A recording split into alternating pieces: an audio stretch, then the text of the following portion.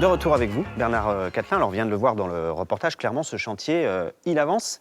Mais est-ce qu'on a vraiment des garanties sur la mise en service prévue, pour le moment, fin 2025 ? Pourquoi cette question ? Parce que cette date de mise en service a déjà été repoussée 5 fois, passant de 2018 à donc fin 2025 à présent.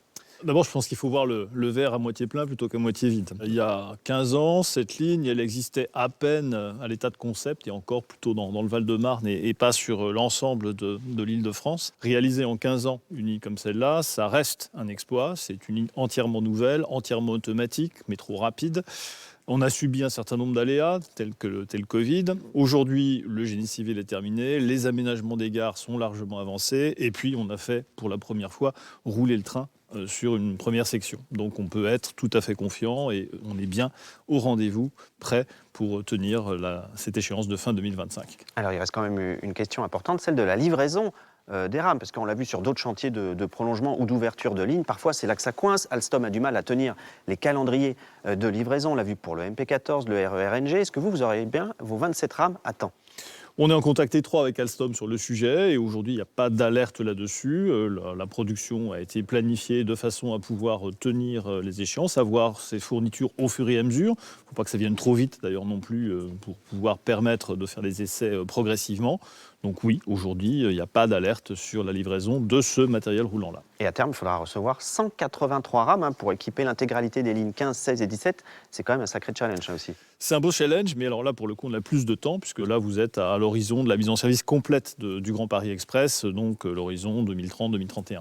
Alors revenons sur cette ligne 15 Sud et ses 35 km, censée donc être mise en service dans 2 ans maintenant, mais avec une gare en moins.